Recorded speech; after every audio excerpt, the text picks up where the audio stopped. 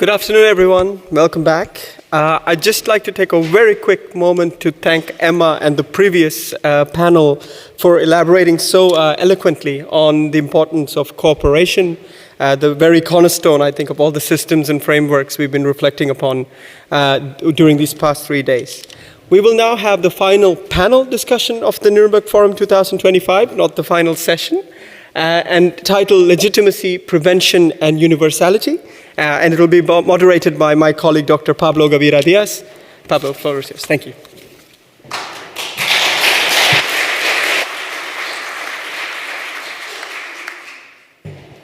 Thank you, Kiran. Good afternoon, ladies and gentlemen, or good morning, good afternoon, good evening from those of you who are following us online. Welcome to panel 5 of this year's Nuremberg Forum, focusing on the opening of the International Military Tribunal 80 years ago. We have heard over the weekend that there seems to be a general consensus in the relevancy of the principles of international law recognized by the Charter and the judgment of the International Military Tribunal. We have heard expressions such as the Nuremberg moment, such as the Nuremberg language, Nuremberg promise, Nuremberg world, Nuremberg as a station of a long journey, but to my knowledge, we have not heard Nuremberg as a question. It seems that nobody disputes the Nuremberg principles today, but actually it was not always like that. On the 1st of September 1949, in an address delivered before the Canadian Bar Association, Robert A. Jackson, Chief of Counsel for the United States at Nuremberg, concluded his speech on the results of Nuremberg as follows, and I quote, "The value of Nuremberg to the world will depend less on how faithfully it interpreted the past than on how accurately it forecasts the future. It is possible that strife and suspicion will lead to new aggressions, and that the nations are not yet ready to receive and abide by the Nuremberg law. But those who gave some of the best effort of their lives to this trial are sustained by a confidence that in place of what might have been mere acts of vengeance, we wrote civilized legal precedent, and one that will lie close to the foundations of that body of international law that will prevail when the world becomes sufficiently civilized." End of the quote. In April 1955, a few months after Robert A. Jackson passed, one of his closest legal assistants in Nuremberg, Telford Taylor, was asked to write on Jackson's legacy in Nuremberg. He described the first trial, and I quote, as an incredibly complicated and difficult undertaking. It was accomplished with manifest imperfections, but with dignity and integrity. End of the quote. On the outcome of the trial, Telford Taylor said, and I quote, "Men are often slow to recognize the principles that govern their actions. And so it is that today Nuremberg, disparaged by some and forgotten by many, is the true source and justification of our conduct in the community of nations." End of the quote.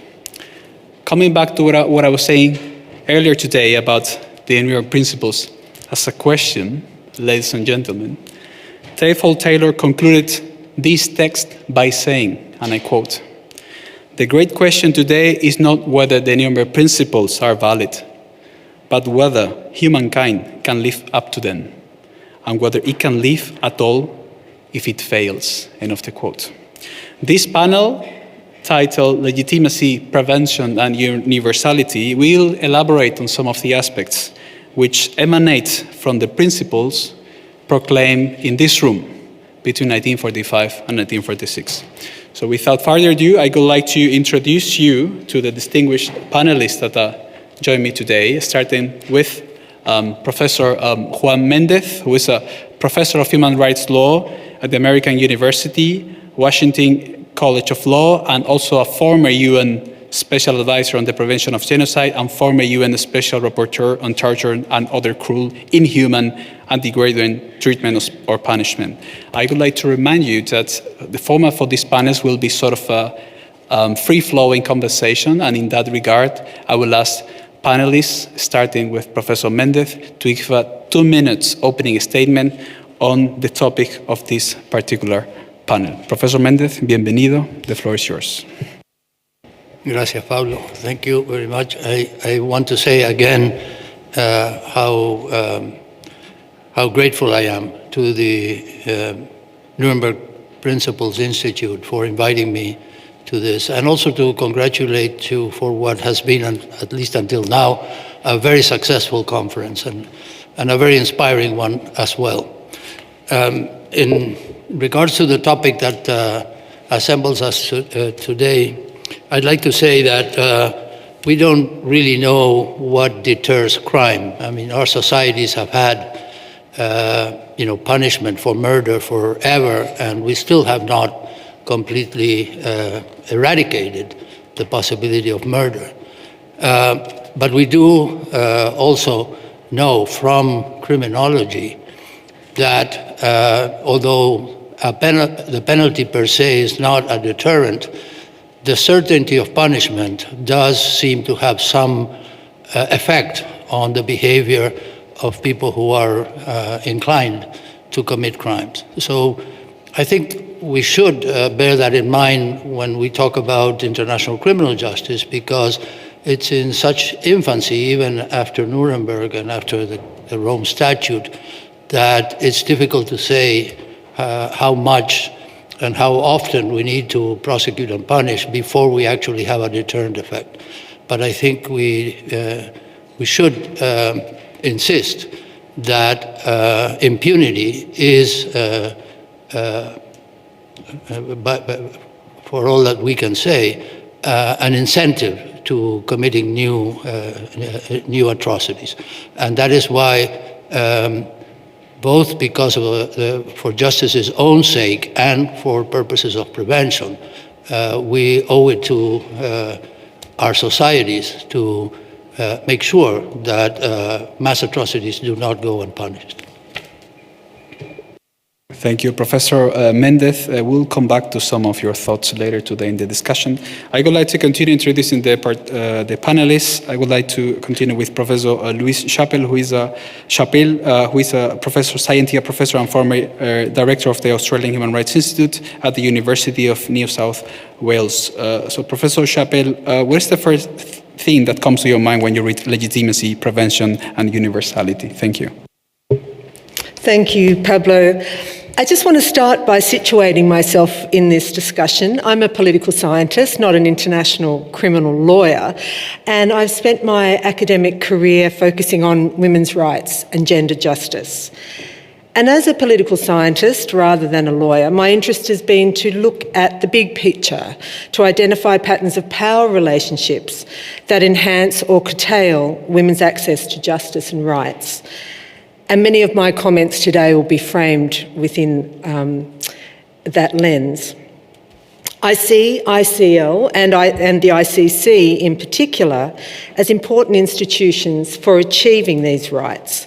But I also understand that ICL cannot and indeed should not be expected to do everything. I see the overburdening of these institutions as a serious challenge to their legitimacy.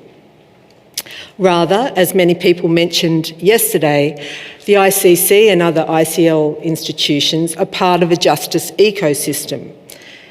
In relation to gender justice, we're seeing the ICJ take up gender issues more seriously, and thanks to my fellow Australian judge, Judge Charlesworth. Treaty bodies, obviously CEDAW and others, the Women, Peace and Security Agenda, regional and domestic institutions and policy bodies all play a role in framing and securing gender justice. We are in a profound moment of pushback to women's rights internationally.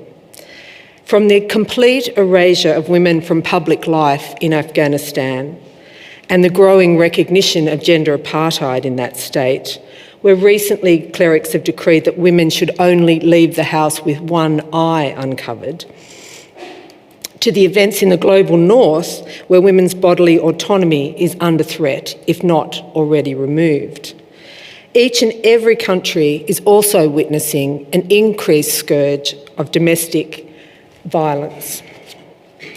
We need ICL more than ever to play its role in making sure that it is committed to universality and to the extent that it can prevent the pushback to women's rights and all those marginalised groups. It needs to work within its limits to address women's rights. And one pathway for ICL, this is one pathway I believe that ICL can achieve broader legitimacy by ensuring that it includes justice for all. Thank you. Thank you, Professor Chappell. I would like to continue with the round of introductions with Dr. Priya Pillai, who is Executive Director at the Asia Justice Coalition. Same question, Dr. Pillai, what does come to your mind when we speak about legitimacy, prevention, and universality? Thank you, Pablo, and thank you very much to the International Nuremberg Principles Academy for this discussion. It's really been a rich 2 days, and I think it's, just being in this room, the weight of history really does feel quite heavy. And I think perhaps, I know we've heard a lot about the Nuremberg moment, and we've heard a lot of the discussion of an ICL ecosystem. And I wonder if perhaps the idea of this Nuremberg moment is not so much about one court or one institution, but really rather about perhaps what I might term an accountability ecosystem. So I think we're talking about multiple institutions around the world. We're talking about domestic courts that are increasingly looking at incorporating international criminal law principles within their domestic frameworks as well. We're talking about domestic courts that are also exercising the principles of universal jurisdiction.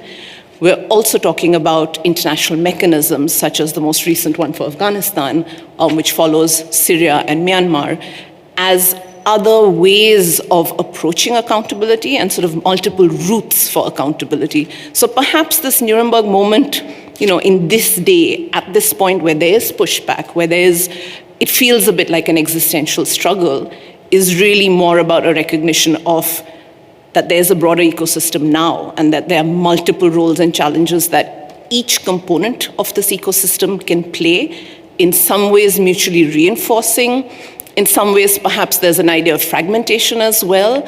But I think there is some method to the madness, and I think there is an evolution, and this is really, I think, a critical moment, and it's an opportunity in time as well to ensure that there is this norm diffusion, that this is something that we are serious about, and that we are more proactive, and that we actually just work much harder. The other thing that I will just say is that there are justice actors in this ecosystem that influence and talk to each other as well. So we've got examples of, the mechanisms in a way informing what's happening at the domestic level. We have the Myanmar mechanism talking to the International Court of Justice. So we've got different roles that are being played. And so perhaps we should look at this topic in the context of this multiplicity of roles and actors that we have today. Thank you, Dr. Pillai. And last but certainly not least, Ms. Natia Navrouzov, who is the Executive Director at YASDA. Could you give us your 3 minutes opening statement, please? Thank you, Pablo. I would like to start by thanking Professor Safraling and also the members of the Academy, especially Kieran, for making this possible today. It's a great honor to be here. I think I will really, my role will be to bring the perspective of survivors and civil society organizations into that very impressive and humbling courtroom, as many have said throughout the past few days. I will really, try to explain what Nuremberg moment actually means to survivors. How do they understand that, expression, and also how are they carrying this legacy, especially when the political will is not always there, and we have seen this throughout the past days. So I'm really going to focus on the context of the Yazidi genocide committed by ISIS. As many of you know, on the 3rd of August, Daesh committed some of the worst crimes of this century against the Yazidi population, but also other communities and minorities of Iraq. And within days, they killed and kidnapped 12,000 people, enslaved women and girls, militarized children, and displaced the whole population of Sinjar, the homeland, so 500,000 people. And what was very striking in this is that the perpetrators were coming from 80 different countries and forming this terrorist organization. So when you have so many nationalities involved, you expect that the international system will mobilize and actually mobilize all the frameworks we have been building over the past 80 years. But unfortunately, this was not the case. And most of it, again, is because of politics. So in that very difficult context, I'm going to be speaking about how we mobilized these concepts and made sure, as survivors, as a civil society organization, that justice is served. Thank you so much, Ms. Navrouzov. Well, in that regard, I would like to start a proper conversation with the speakers.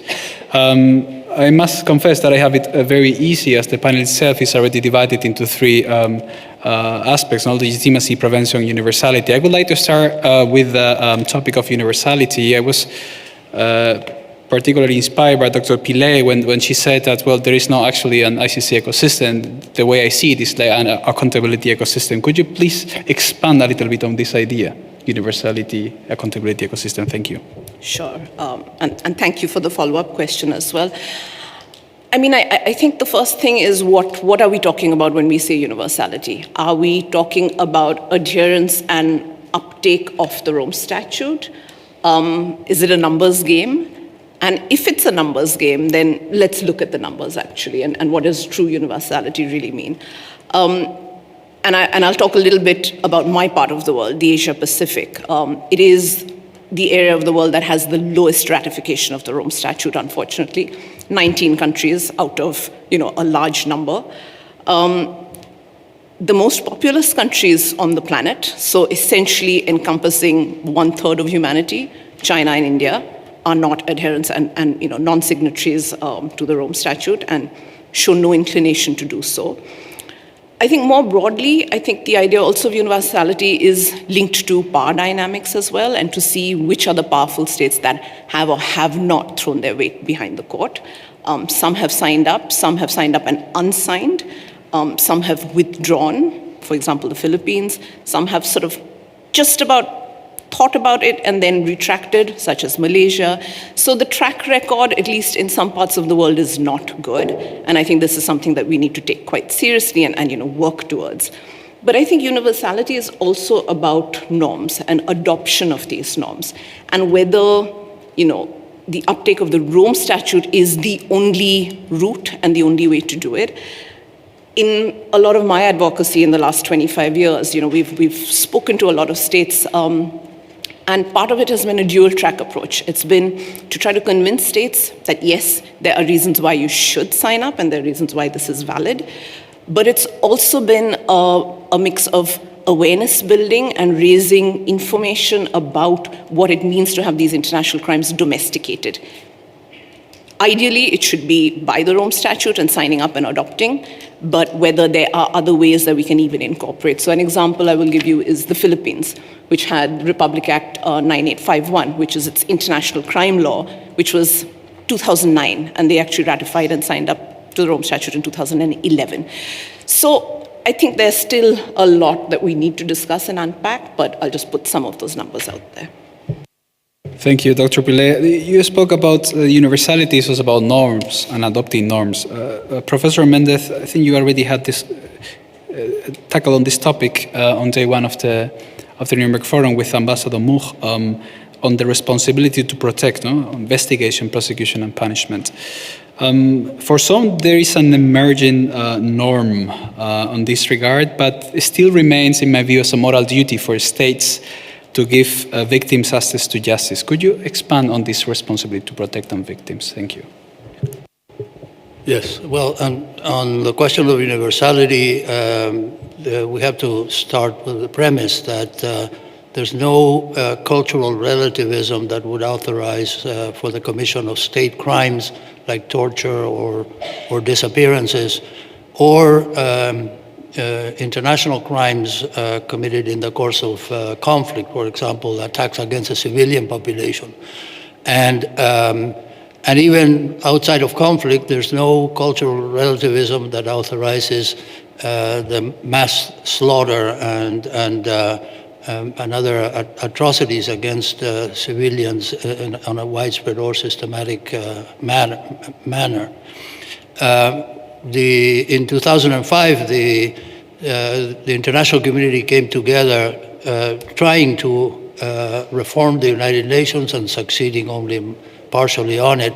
But it did come out with these 2 paragraphs in the summit outcome document, paragraphs 138 and 139, that establishes basically that states have the primary responsibility to protect their populations and the people under their jurisdiction from these crimes. And second, that if the states are willing but unable to protect them, then the international community has a duty to come to the assistance of those states in order to protect those populations. And in the third instance, when the state is unwilling to protect, the international community does have a duty to protect those populations even against the states that are unwilling to protect them.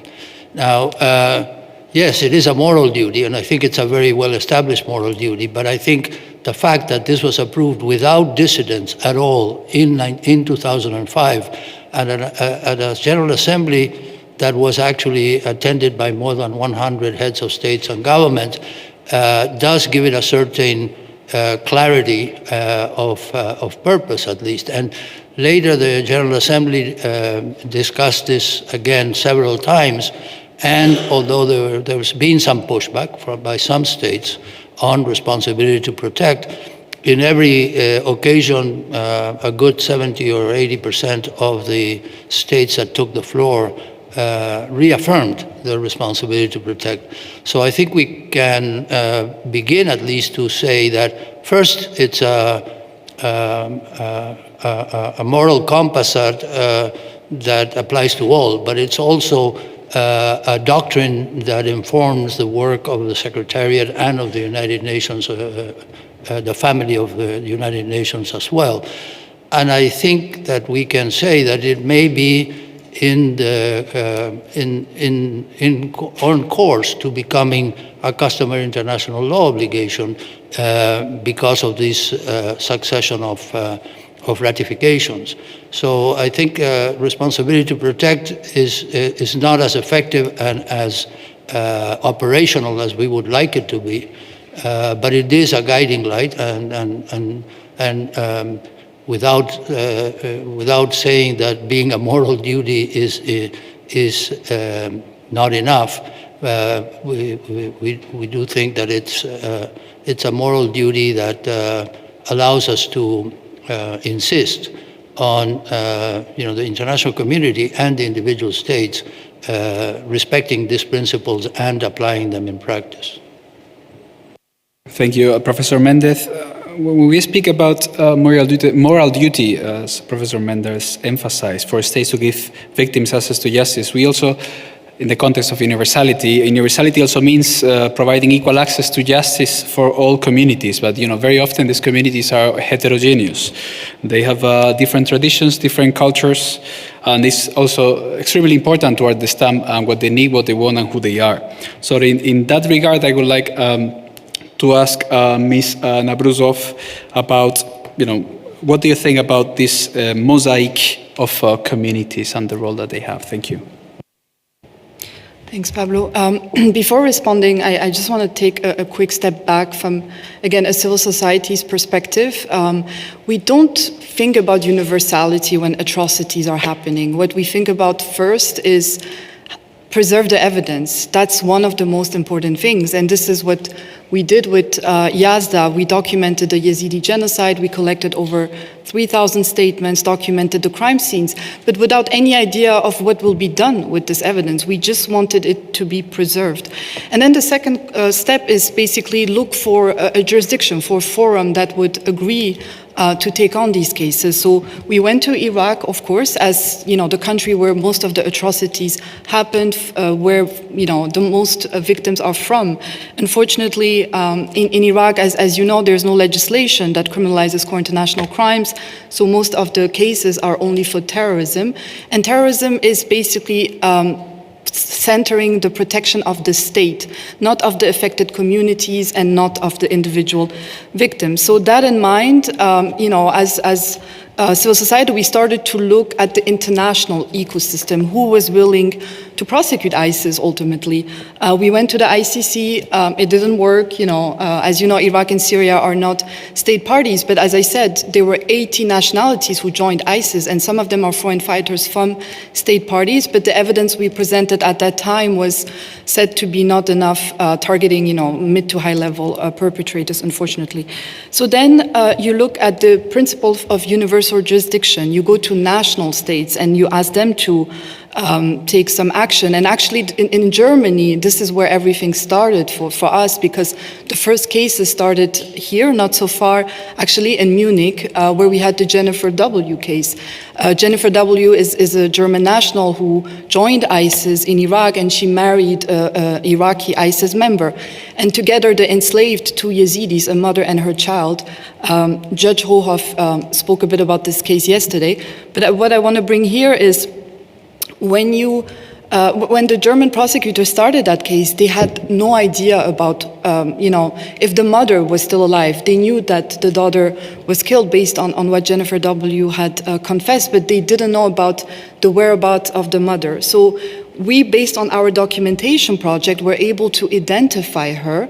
We had spoken to her actually 2 years before the proceedings started, and we helped her to come to Germany, where the proceedings was taking place. And when she came here, we just realized the clash of civilizations, right? Universal jurisdiction are ultimately clashes of civilization. When you put into a room German authorities and a Yazidi survivor from Iraq, they don't speak the same language. We speak about the universality of the rules, but the communities, as Pablo said, are different. So how to translate justice in a language that survivors understand? So this is where, as YASDA, we did a lot of work. We drafted a guide that is available on our website, and it basically gives you a crash course on what to know when you interact with Yazidi survivors from Sinjar. And I insist on Sinjar because Yazidis in Iraq are in different areas. It's not a homogeneous community itself, so it's very important to understand the differences, and especially when it comes to the choice of the dialect.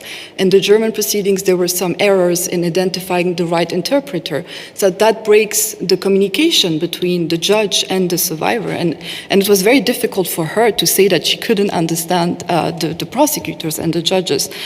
So we prepared that guide. Another example I also want to give, if possible, it often stays with people. During the Jennifer W. proceedings, the judge was questioning the Yazidi survivor about the ways, this couple tortured her. And she was describing that to make her suffer, they would ask her to stand on a roof because it was very hot in Fallujah, and that would burn her feet and her body. And there was this very interesting moment where the judge kept asking her, but how could you stand on a roof? And she kept repeating the same thing, and she just couldn't understand what the judge couldn't understand. And then we just realized that the judge, in his mind, as a German national, he was thinking about a roof like that. But in the Middle East, the roofs are flat. People live on the roof, they sleep on the roof. So in the guide, we even put pictures of how houses look like in Sinjar for them to be aware. And of course, the Germans later learned a lot of lessons learned, did a great job. We had now 7 cases after the Jennifer W. and Taha AJ cases in Germany. And there's actually an ongoing case right now, again in Munich, that I invite you to follow, against an Iraqi ISIS couple who enslaved Yazidis. Thank you, Ms. Navrouzov. I'm sure we'll come back to these topics during the Q&A. Thank you. I would like to move on to the next theme, legitimacy. Well, as you know, this is a persistent argument, to criticize the nature of international tribunals. But I would like to, to understand what does this concept mean, and perhaps Professor Chappell could clarify exactly what do we understand by legitimacy, particularly at the ICC, but legitimacy from which perspective are we talking about? Thank you. Thank you. And I do think legitimacy is a very big issue, a big topic, and a lot of people have spilled a lot of ink thinking about legitimacy. So, of course, we've got the big P politics legitimacy questions which are happening to the court right now in terms of global power plays of not wanting to recognise the court, to sanction the court and so on, creates a whole range of issues. But I also think there's another set of eyes on the court, and that is, of course, from the victims themselves and what they think legitimacy actually means in terms of the court. I think it's very important for us to hold those victim survivors in our minds when we think, what does international justice and international criminal law mean if it's not to protect and support and bring to account those perpetrators of atrocities against those particular victims? So I have a few ideas about legitimacy and what some of the gaps are and perhaps what some of the remedies are. I think one of the problems that's faced the court is this idea that not the full scope of crimes have been prosecuted or successfully convicted, which has raised a lot of problems, and there's a gender justice element to that. It took quite a long time for the court to advance sexual and gender-based violence crimes, for instance. It was a big step for the court this week, though I note that it has its first conviction for gender persecution, which is a very big step forward. I know this is something that Justice Gamendi worked hard on, but the length of trials, I think, is a real problem. It's a problem, obviously, for the defence, but it's a huge problem for the victims' community who are left in a state of limbo during that time, and sometimes even worse in terms of being re-traumatised by the length that trials can take, up to a decade. So for a woman who has been experienced rape and given birth to a child, that child may be well into their teenage years before the end of a trial, which creates all sorts of problems in terms of accountability and the sort of life that woman has to live. It's very re-traumatising, and I think that's something that we've got to bear in mind in terms of the length of trials. This is my third point, and probably the most controversial, that I think there's a real problem with the reparations process at the ICC. I know it's an experiment to really put criminal law in conversation with reparations, but I think now after 20 years plus that we have not seen results from the court in terms of reparations as victims might want to see them. And there's a range of problems around that. There's no clear principles at the court, so some decisions have decided that it's important to provide financial compensation, other times it's symbolic reparations, and so victims don't know what they're getting. There are a lot of raised expectations around what reparations can provide. And when you read some of the testimonies of the victims, what some people want is a prosthetic limb or a bed or a mattress that had been stolen during the commission of crimes. They want very practical things, and instead a very long drawn-out process at the court might decide on symbolic response, for instance. So I know that there's a mantra of do no harm, and I think that's very important. I think it's a fairly low threshold in and of itself, but I think actually sometimes the court does harm to victims by extending out these reparation processes, and this really challenges, I think, the legitimacy of the court from the perspective of victims. So that's where I'll leave my comments. Thank you, Professor Chappell. Well, controversial views are also welcome in this room. I would like to turn now to both Professor Méndez and Dr. Pillai on what are, particularly Dr. Pillai in the context of the Global South, but Professor Méndez more generally, what are the challenges to, the main challenges to legitimacy? Well, I think an easy answer to that question is the uneven application of some of these principles. I mean, some countries get away literally with murder. Some countries, pay a very heavy price for breaking these rules. This selectivity obviously is very close to the problem that we have of the uneven, the disparities in power that characterizes has always characterized the international community, and it's something that unfortunately, full equality of states has not been able to achieve, at least when it comes to these very serious problems. But this reminds me that over the weekend, the world has lost an important jurist, Robert Badinter of France. And I remembered that he was a member of the high-level panel that produced one of the documents that went into the World Summit of 2005. And that document, and I think by mostly at the insistence of Robert Badinter, included a clause that said that when it came to genocide, war crimes, and crimes against humanity, the permanent members of the Security Council should not exercise the veto.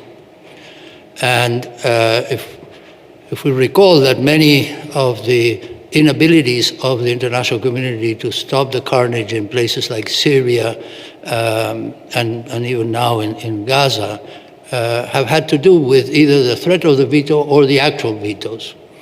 That reminds us that what Badinter insisted upon was a very good idea, a very useful idea. It may have been very difficult to make it operational because states might, any one of the permanent five could say, well, yes, but this is not genocide, so we veto anyway. And then we'd get into incredible discussions about what constitutes war crimes, crimes against humanity, and genocide. However, and unfortunately, the rule that Badinter championed did not make it into the summit document. But I think it's appropriate now to think of it again and to try to at least persuade members of the P5 that when it comes to these very serious crimes, their veto should not be applied. I think that will probably render a very highly deserved tribute to Robert Badinter, but it also might have some good outcomes for future conflicts in which the Security Council is the only organ that can really effectively stop the carnage. Thank you, Professor Méndez. Well, Dr. Pillai, as mentioned, I would like that you expand on challenges to legitimacy from the Global South perspective. So I think, we're operating in a very challenging environment, and I think legitimacy can also mean different things to different stakeholders, whether we're talking about people, populations that have been affected, whether we're talking about national policymakers, whether we're talking about stakeholders at the international level. So I think the whole idea of legitimacy also needs to be unpacked a little bit more. I would also make the link to the issue of universality, that perhaps the more universal uptake of these norms, the more ratification of the Rome Statute, lends itself to greater legitimacy. From that perspective, I think obviously we've all seen that there needs to be greater Global South engagement. And we've seen the earlier focus on the African continent, as well as, even if some of these requests came from the continent itself, sort of the perception of bias and the perception of a skewed selection process, perhaps. But I think I do want to also make the point, when we talk about this, that this is also a very cynical tactic that is used by many global South states as well to sort of cry neocolonialism, and that this sometimes is a state policy or a state approach that is not that does not reflect the views of many of the populations of these global South states as well, including civil society. So, I think that's something that I think is important to put out there as well.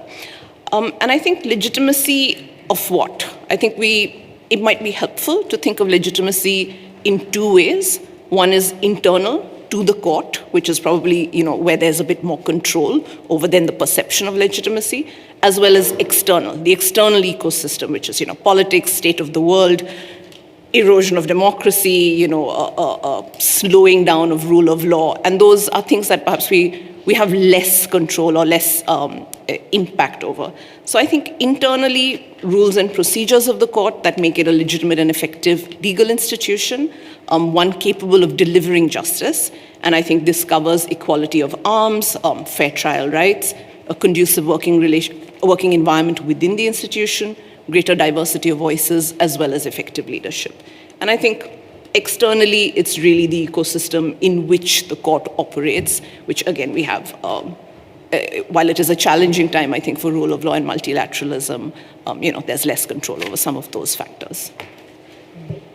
Thank you, Dr. Pillai. Well, we have already displayed, definitions, perspectives, challenges, but how can we actually enhance legitimacy? I would like perhaps that both Professor Chappell and Ms. Navrouzov comment on this particular topic. So I would like to start with you, Ms. Navrouzov. How do we enhance legitimacy? I think, legitimacy, as it was already said, is very, very important, because this is what will ensure that survivors and victims actually participate in procedures. So I want to speak a bit about the importance of transparency, of outreach.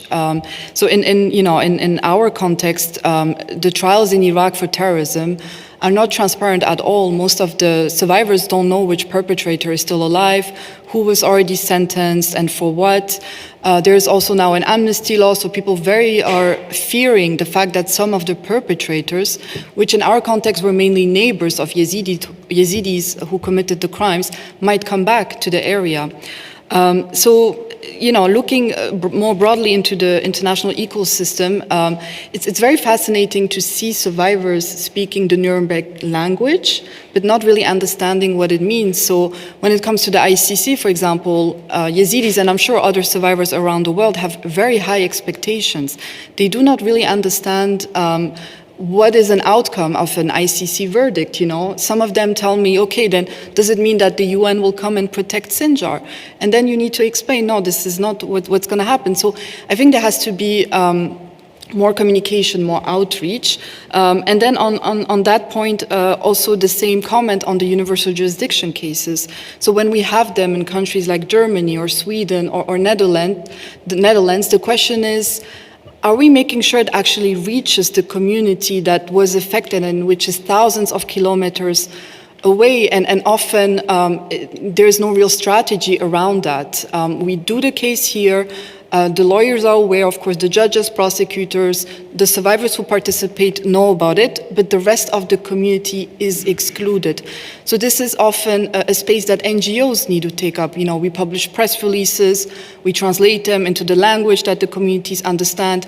We also try to produce videos because, as you know, some survivors and communities don't know how to read or to write. So we also need to think about them and include them in this ecosystem. And it's very important because with time, if survivors do not know that they're successful cases, they give up on justice. I have spoken to many survivors who told me, why would I give you my testimony? Nothing is happening. Like, it has been 11 years and nothing is happening. And then we tell them, no, actually, there were cases in Germany, in the Netherlands, in Sweden. They do not know about these cases. I want to end on a positive note, however, and a good example that we have seen. So In the Netherlands, we had the Hasna A case, which was against a Dutch national who joined ISIS, returned, and then was prosecuted. And we were working very closely with the Dutch War Crimes Unit, and they made available a link, very simple, a link for us to organize screenings in Iraq, both in Kurdistan, where most of the survivors are still displaced, but also in Sinjar, where the crimes were committed. We brought together 40 survivors, and I mean, most of them, it was the first time that they actually were watching a hearing session, and there was live interpretation so they could follow and understand. And unfortunately for many of them, it will be the last time. But something simple as a link allowed for many of them to feel that there was actually justice served, although it was very far away. You know, a country like Netherlands was caring about them. So it was a very powerful moment. After the screening, we had a focus group discussion, and the conversations were also very interesting. As you know, in Iraq, there's the death penalty. So they were wondering why Hasna A only got a few years and why it was so different from the Iraqi system. So we you know, explained and ultimately, I think they understood, but you know, it was very, very interesting. We shared that feedback with the Dutch War Crimes Unit, and now there's going to be an appeal in the Hasna A case in February next year. So they're going to make, again, a link available, and we're going to organize another screening. Thank you, Ms. Navrouzov. Professor Chappell, on the same question, enhancing legitimacy, please. Thank you. I just want to echo what Natia says around outreach. I think that's such a critical role. I remember when this is probably back in the 2012 or something, I interviewed Justice Song then at that time, and also did some interviews with the outreach unit at the ICC, and what they were doing at that time was going into communities and actually asking them what they thought a courtroom was even like, and asked people to draw what they thought a courtroom in The Hague might look like. And it was so far away from the reality of what it might look like. It seemed to the outreach unit and to me at the time that there's just this huge gulf in terms of understanding what the process actually is. I think one thing that was originally mooted at the court but hasn't really progressed is in-country trials. I think that is something that obviously has a range of problems, but bringing justice as close to the experience of the victim survivors, I think, is a very important thing in terms of legitimacy. But I also want to recognise that all of these things we're talking about cost a lot of money. And I know some people mentioned this yesterday. You know, the budget of the ICC has always been under huge pressure, never more so than now. And what we need, I think, is states to step up and really back their commitment to universality, to the court itself, and provide the funds to allow the court to do all this work to achieve its goals. I think it has to operate on such a thin margin and increasing caseload and increasing expectations globally that that's got to come with an increase in support for the court, which includes just a very basic point around budgets and finances. I think that's a very, very important thing to lead to greater legitimacy. Thank you, Professor Chappell. We're entering now into the last theme of this panel, prevention. I mean, for those who have followed Professor Juan Méndez's career, you probably have noticed that I don't know whether it was you who coined the expression, but I heard you repeating it quite often, which is breaking the cycle of impunity. You know, this is an expression that we have used both in Spanish, romper el ciclo de impunidad, and breaking the cycle of impunity in English. You use this expression to explain that the most important measure of prevention continues to be the obligation to investigate, prosecute, and punish every single case. So, Professor Méndez, could you expand on this expression, breaking the cycle of impunity? Thank you. In my experience, as I think I said already, impunity breeds repetition and encourages repetition. That's, I think, easy to contemplate, for example, in the case of torture, when it's endemic in the way the police works, etc. It is endemic because the torturer knows that he, and it's almost always a he, will not be investigated or prosecuted. It's this atmosphere, climate of impunity that generates more violations. And the experience of the Office of the Special Advisor on the Prevention of Genocide and Other Mass Atrocities that I had the privilege of working on was that when it came to a situation in which mass atrocities were being committed in a relatively large scale, you certainly needed to make sure that you broke the cycle of impunity, because by then the population at risk was at risk because it had already suffered, many of their members had already suffered very serious human rights violations, and the fact that the perpetrators were still around and not being investigated was a factor in their being re-victimized over and over again. And so the purpose of prevention was served by breaking the cycle of impunity, by at least showing that there was no tolerance for the violations that had already been committed. But of course, it also meant, and it's my experience at least, that justice is central to prevention, but at the same time is not sufficient per se. So, and especially when you are trying to put a stop to the carnage. So what needs to happen is first, to protect the population at risk. And the international community has to find ways to protect with civilian presence, or even, if necessary, with military presence, but surround the population at risk from some level of armed protection so that they can feel safe. Second, provide humanitarian assistance, because by then that population is suffering not only from persecution, but also from hunger and disease and lack of education to children, etc. Third, of course, the underlying conflict has to be addressed. So peace negotiations have to start even at that moment, even as the war continues. But then in connection with all three of those things, it's important to establish that the crimes will not go unpunished. And so I think the populations at risk feel that they can begin to rebuild their lives, and they feel empowered and to participate in reaching peace if they see that the crimes that have been committed against them are not ignored by the international community and will be investigated and punished. I think also the obligation to investigate, prosecute, and punish is well established for some crimes in treaty law and in the decisions of international tribunals of several different sorts. And in fact, it is the distinguishing factor of what we call the category of crimes against humanity that we talk about since 1945. And so it's not a new concept, and it's not something that is discretionary. It is a state obligation, and if it is a state obligation, it also becomes an international community obligation. Thank you, Professor Méndez.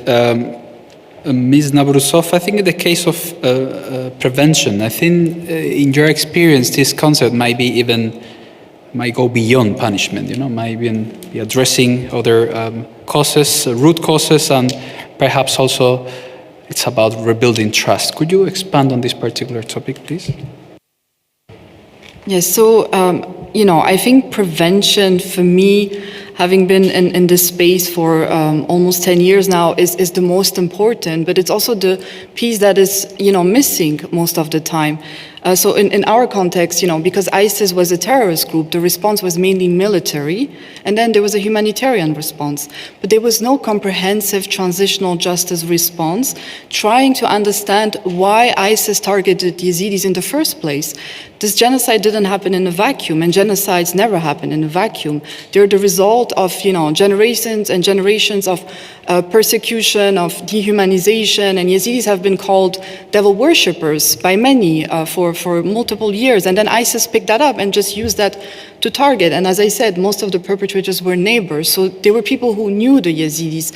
So this underlying causes of the genocide is not being addressed at all. So what is the risk? The risk is that the crimes repeat, and right now we have people returning to the areas, we have no justice, and we also have hate speech. That's another consequence of not addressing the root causes. Yazidis have been targeted by hate speech. Last year we were marking 10 years since the start of the genocide, and there was a huge hate speech wave coming from both Kurdistan and the federal government against the Yazidis. And people were so scared that they fled the ITP camps and went to Sinjar, which remains unsafe because there are a lot of armed groups operating still there. Some of them fled the country. Over 200,000 Yazidis have left Iraq. And we are a population of 1.5 million in the world, so it's a huge number that has left now. So how to build prevention? So I think, my answer is ask the affected community, and they will tell you what they need to have preventive measures. And we did a survey. We spoke to 600 Yazidi survivors, and we published a report in August this year. And we asked them, what does justice mean to you? And the answers were very interesting, and they were also very similar to the Syrian context that Michel Jarvis mentioned yesterday. And I think it's very similar in many communities. They said the first thing we want is for you to look for our missing people. 2,600 Yazidis are still missing, and 11 years later, we still have survivors coming back after 11 years in captivity, and there's no mechanism looking for them. The second point they mention is you need to exhume our mass graves. How do you want us to return to our areas when they're still full of mass graves? So there are still dozens of mass graves in Sinjar. And then the third point priority they mention, is the security and reconstruction of Sinjar, their homeland. And only as a fourth point did they speak about criminal accountability and the need to prosecute the perpetrator. So summarizing all of this, we are taking really a transitional justice approach now, because all of these issues fall into the four pillars that we all know. I think it's very important that the international community supports Iraq in that transitional justice process and also links it to what's happening in Syria. It's a live issue there as well. And maybe to conclude, and it was mentioned a bit yesterday in one of the panels, prevention, I think, goes very well with the importance of education. It's very, very important to educate the young generations. In Iraq, in certain parts of the country, people don't even know that a genocide was committed by ISIS. So we're, trying to raise awareness. We're trying to push the Ministry of Education to change the curriculum to include that in the textbooks that young students will study. And I also want to give another powerful example on education and how we can use technology. So there's a representative of a project that Díaz is supporting called the Nobody's Listening Project. It's a virtual reality project that immerses you into what happened in Sinjar and educates you on, what happened and what are the consequences and why did that happen. So the director, Tikran Mato, is here, and he has a VR. If anyone is interested into trying it on, I really, really encourage you, because I feel like sometimes we live in a world where we hear so many crimes were committed, so many atrocities are happening that we lose empathy. We listen to each other, but we don't really hear each other. So that's why we, think that the use of technology is an innovative way to tackle that. Thank you, Ms. Navrouzov. Well, I had already collected a few points to further discuss with the panelists, but we are approaching the time where we are supposed to collect questions from the both online and on-site audience. We have already received a few, so my suggestion could be we take the online answers, the online questions first, and then we answer. You answer, sorry, questions from the audience. So the first question would be perhaps, Professor Chappell, you would be the right person to answer this question. Is in what ways can diversity, gender, ethnicity, etc., of the staff of international institutions contribute to their legitimacy? Thank you for that question. I think if we're talking about justice for all, we must take diversity very seriously. That means taking women, the LGBTI plus community, marginalised groups generally, seriously in international criminal law. And this means both in the operation of the institutions themselves to make sure that they are diverse. And I have watched closely and with great interest the way the ICC has done that and improved over time in terms of diversity, including the number of women on the bench. I want to applaud the work that the Office of the Prosecutor has put into their gender policies. I think they have really made a difference to the work of the ICC in terms of strengthening investigations, evidence gathering, arguments in front of the chambers, and the results. I think those sorts of moves are very, very important. I think one of the points about gender justice is once you start looking at gender, you come across all the other intersections with gender, and that is race, culture, religion, disability, and others. It's just one way into looking at the situation of victims' lived experiences. So it's not hard. It just means paying attention to context and paying attention to power relationships on the ground. And I think that's something that can really make a difference to the outcomes of international law and the process as well. Thank you, Professor Chappell. We have another question, which is there a global trend for impunity? Shall we look closely at the principle of aut dedere aut judicare, so either extradite or prosecute? I think, Professor Méndez, this may be a question for you. Well, the principle of prosecute or extradite, aut dedere aut judicare, is treaty law. It's treaty law in the Convention Against Genocide, in the Convention Against Torture, in the Convention Against Disappearances. It is also, conceivably a customary international law obligation, even for countries that have not signed and ratified those treaties. But I think it is also linked to what we were talking about a few minutes ago, about the obligation to investigate, prosecute, and punish, which itself becomes a sort of triggering mechanism, if it's violated, for the exercise of jurisdiction by the International Criminal Court under the principle of complementarity. So I think at least the member states of the Rome Statute have the obligation to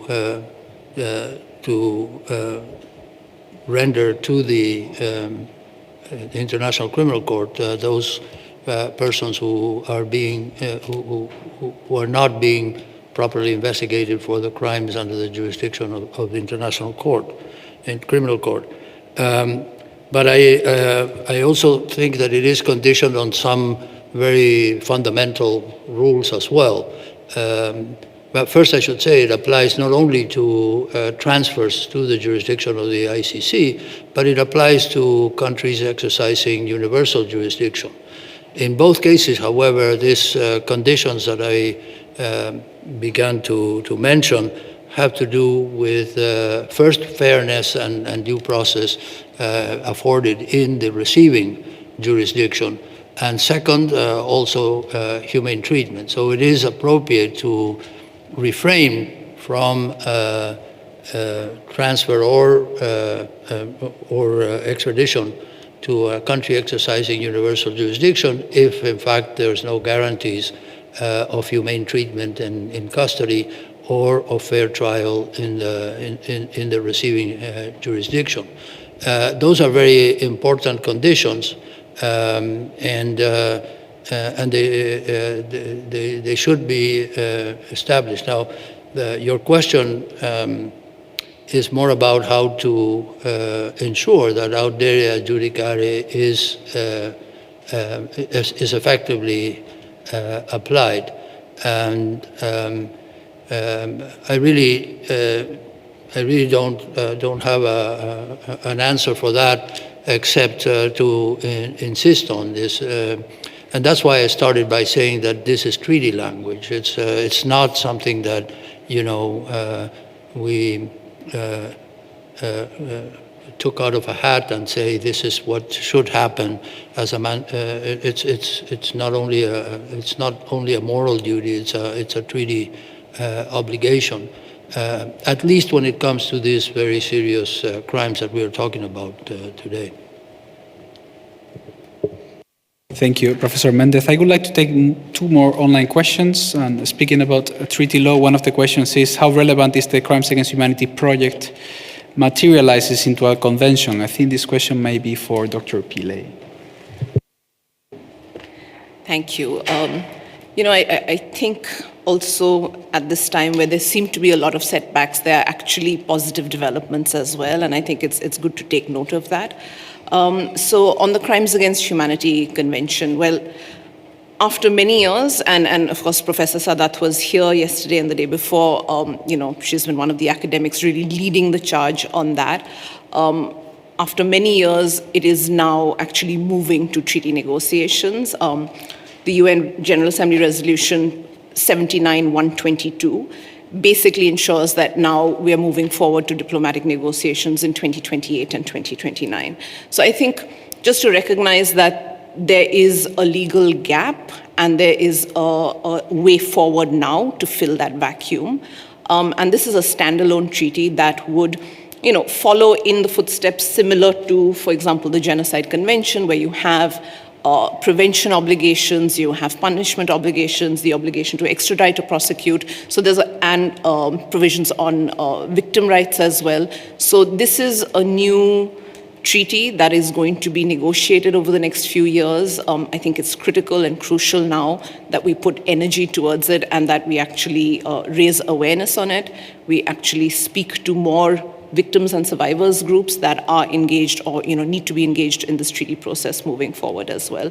So I would just say that this is also the result of over 100+ states that have co-sponsored this resolution last year. And just to say that in January of next year, there will be the preparatory commission, which will basically lay the framework as well for moving forward. So I think this is a really important new legal tool that we will have at our disposal, and I think it's a very important legal development that we have on the way now.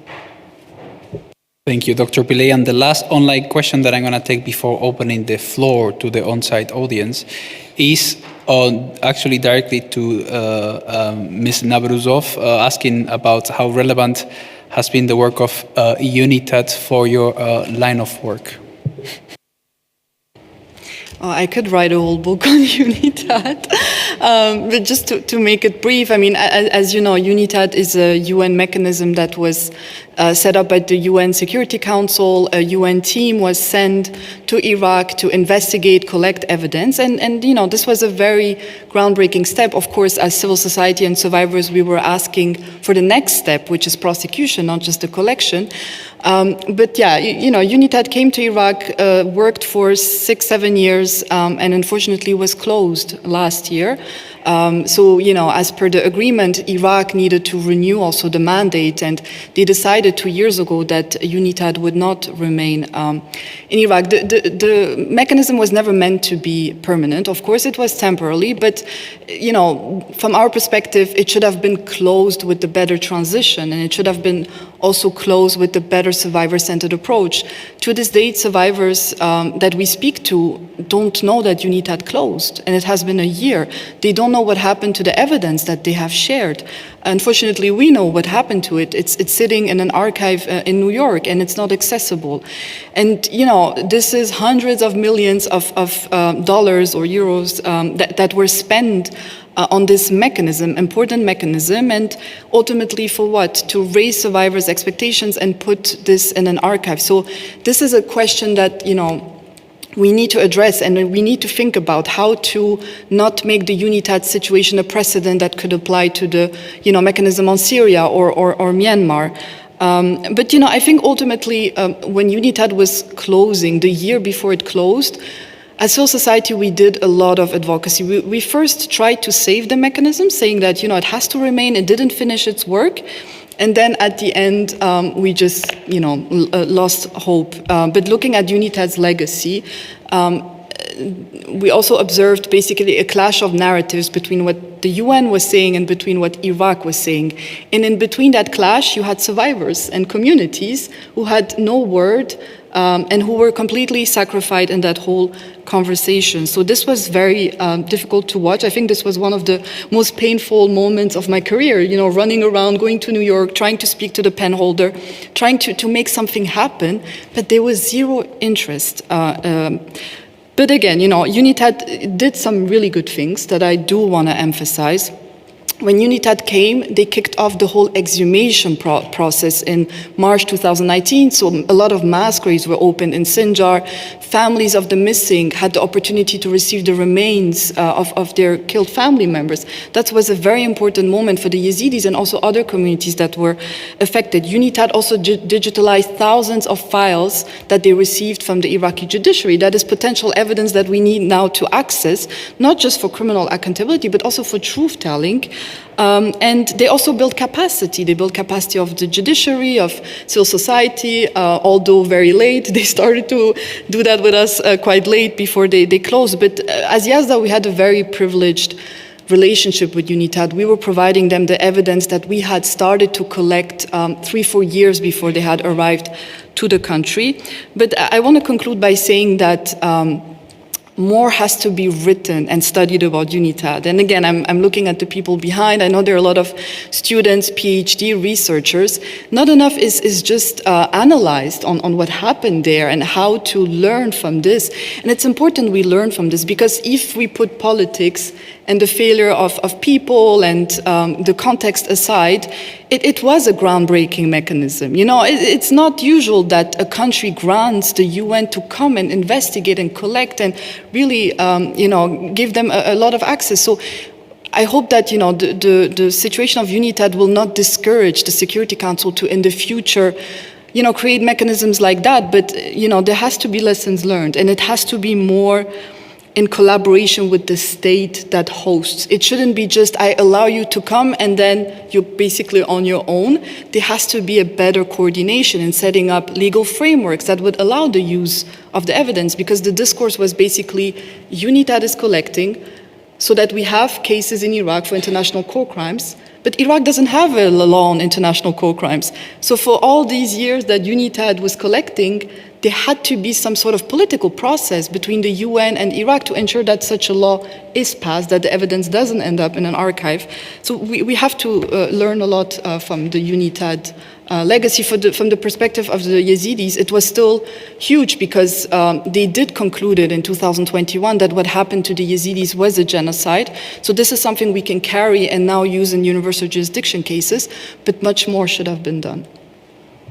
Thank you, Ms. Navrouzov. I would like to open the floor now to questions from the audience, and I'm gonna break the protocol here, and then I'm gonna give priority to those who are sitting at the back of the room, where the 4 prosecution teams during the International Material Tribunal used to sit. So please, those who are seated at the back of the room, raise your hand. I see a hand there. Please approach the microphone. Approach the microphone. Thank you. Submitted to the ICC. Who represented those victims? And those who represented those victims, did they send the communication to the ICC prosecutor? And my another 2 questions about why they rejected the case. Did they reject the case due to the case inadmissibility based on principle of complementarity that the Iraqi national justice already initiated proceedings against those perpetrators, and also the German national justice initiated proceedings against those perpetrators? So why? My last question about jurisdiction. We all know there is no territorial jurisdiction of the ICC, but there is personal jurisdiction. Almost the fighters of ISIS, they have nationalities of state parties. So what's the reasons of the ICC base that rejects the case? Thank you. Thank you very much. I'm just going to answer all these three questions in one answer. So, as I said, in 2015, we did a submission to the ICC. At that time, former prosecutor Louise Ocampo actually came to Iraq and spoke to us and some of the Yazidi survivors and helped us to prepare a submission. I wasn't working with Díaz then, so I don't have all the details, but the submission ended up in The Hague. It was a joint submission by Yazda, Free Yazidi Foundation, and also the Kurdistan region. And in terms of, as you said, there was no territorial jurisdiction, so what we were proposing was evidence on foreign fighters from countries that are state party to the Rome Statute. And we were told, look, the evidence you're presenting is not against mid or high level perpetrators. So it didn't go further than that. That doesn't mean we shouldn't try again. There's also, I know there are a lot of problems around the ICC, but there's also a momentum, a lot of the staff at the ICC used to work with UNITAD, and they have a lot of interest to bringing a case. Karim Khan also traveled. He used to be the head of UNITAD. He traveled to Iraq, and I know that he has some bilateral conversations with the Iraqi authorities in Baghdad to still try to convince them to perhaps lodge a declaration, according to Article 12.3, and send one of the Iraqi nationals to put them on trial in The Hague. It's very important that something like that happens, even if it's just one case, because we did have a Nuremberg moment here, but the Yazidi community never had a Nuremberg moment. We didn't have an international tribunal, neither a hybrid one. And this universal jurisdiction are the cases are very important, but they're scattered and the community is not aware of them. And right now the attention on what happened to the Yazidis is really decreasing with everything else that is happening. And we all hate, this hierarchy between victims, but it's the reality of the world we live in. So, for in 100, 200, 500 years, for people to remember the Yazidi genocide, we need to have a courtroom like this, as symbolic as this, at least one perpetrator from the thousands of people who joined ISIS from 80 nationalities to receive, justice on an international platform, not just in these UJ cases.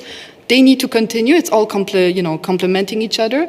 But yeah, maybe we'll do another submission to the ICC. Let's see what happens. Thank you, Ms. Navrouzov. Any other question from the back of the room? The future prosecutors of international crimes.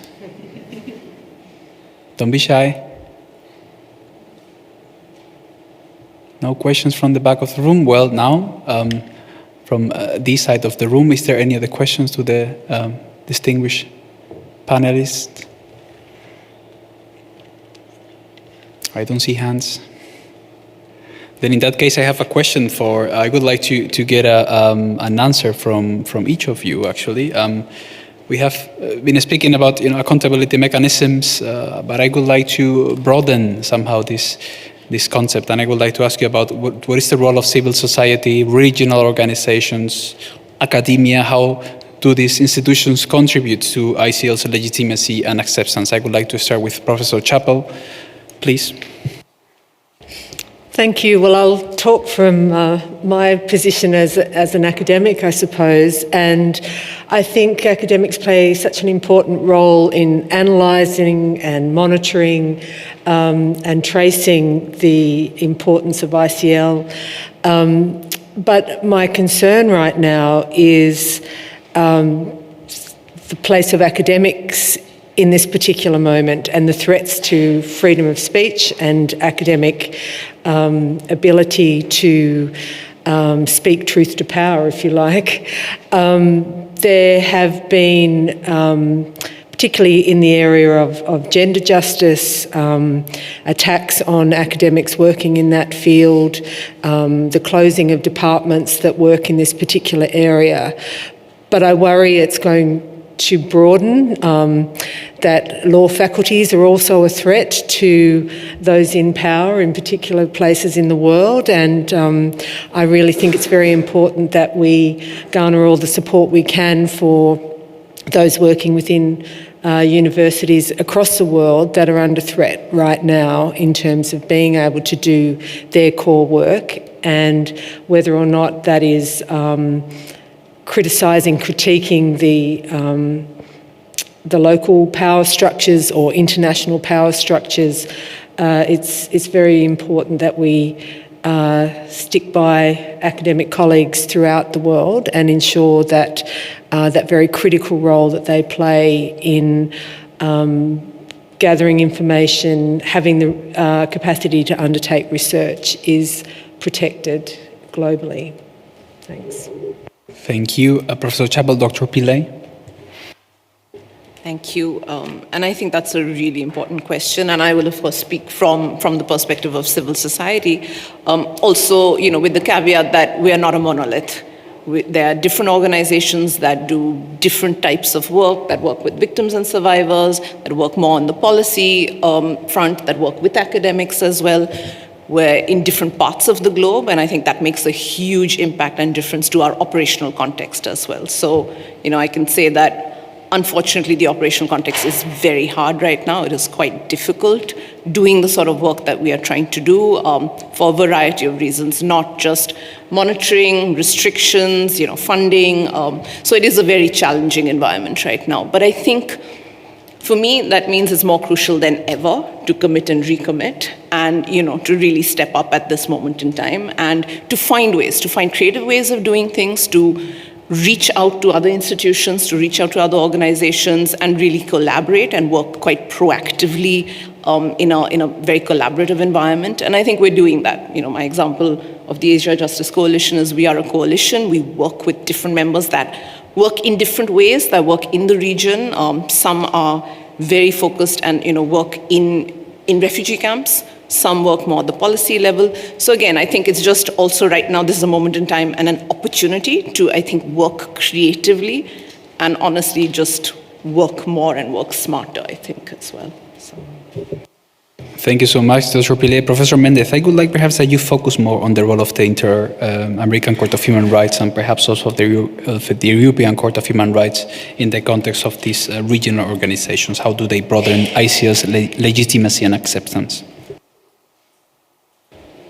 Well, I think the regional courts particularly, but also commissions like the Inter-American Commission and the African Commission on Human and People's Rights have done a very good job of interpreting these trends in international human rights law for the states that where they have jurisdiction, and they have had a very good effect even when states have been, kind of reluctant to wholly and completely implement and abide by their judgments or their recommendations, because they have also had the tendency to be understood and championed by their civil societies of those states, and in some countries at least also not only by civil society but by other powers of the state, branches of the state like the judiciary, that especially in countries that have recovered democracy relatively recently, has the contributions of the domestic judiciary implementing international law have been very, very significant. However,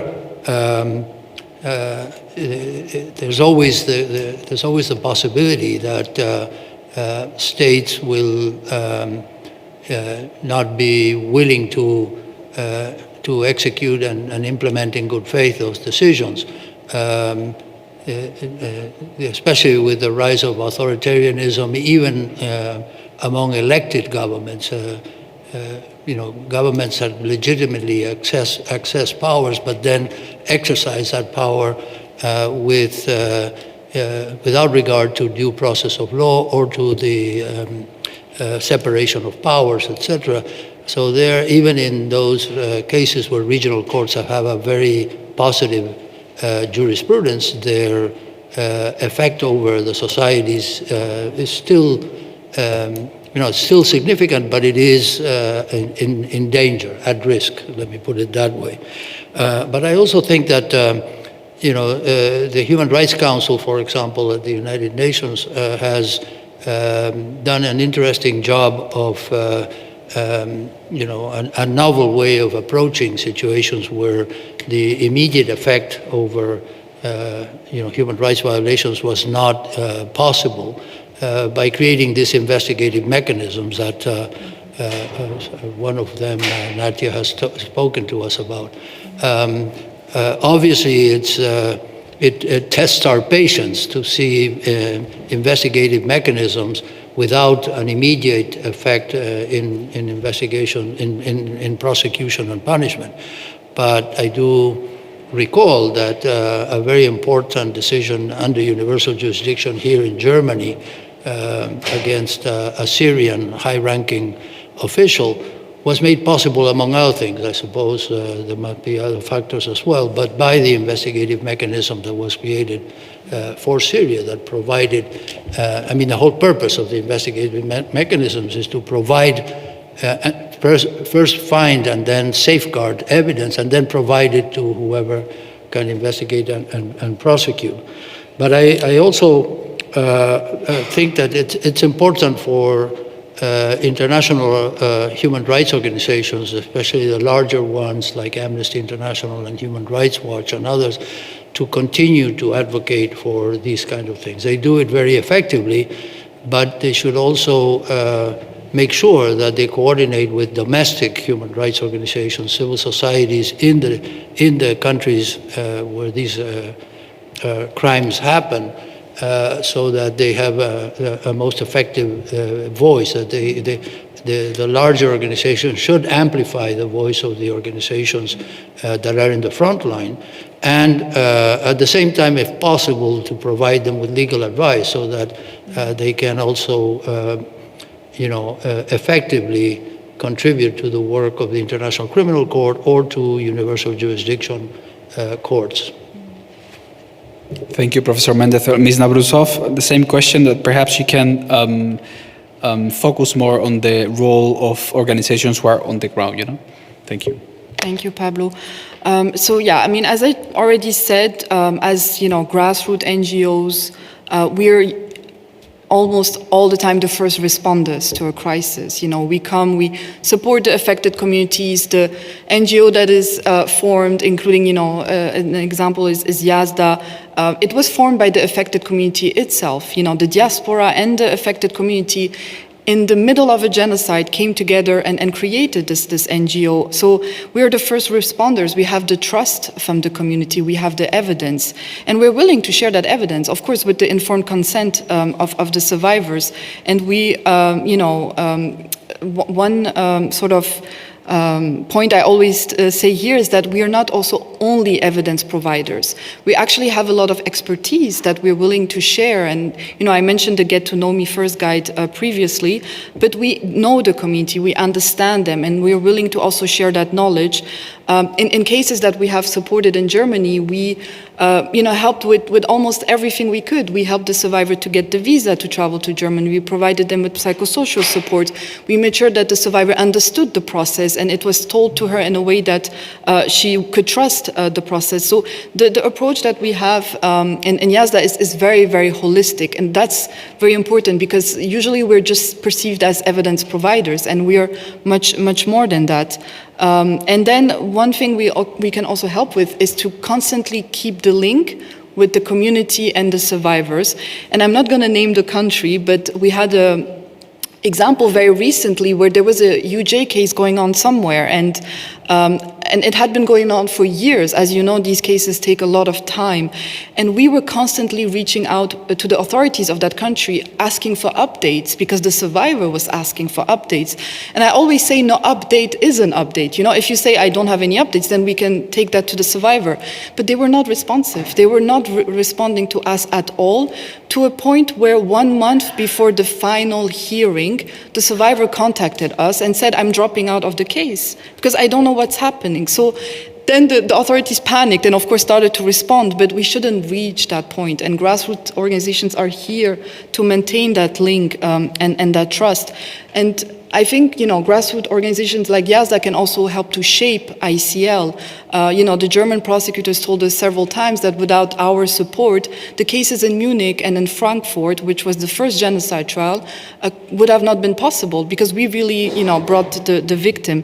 And then last point, I think our role as a grassroots civil society is to be always loud, you know, to always advocate. And it was beautifully said yesterday, the world forgets, but affected communities, they don't. And grassroots NGOs are composed of affected communities. So we continue to advocate to make sure that the genocide is not forgotten. We know that a lot of other things are happening, but it doesn't mean that what happened to Yazidis and other minorities in Iraq and Syria should be forgotten.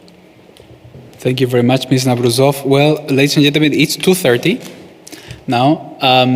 With this, I would like to conclude the panel, the very interesting panel. I would like to thank the panelists for the high-level discussion that we have had today, for this very interesting, free-flowing conversation. And of course, I would like to thank the audience, both on-site and online, for your questions, and particularly for your patience. Thank you very much.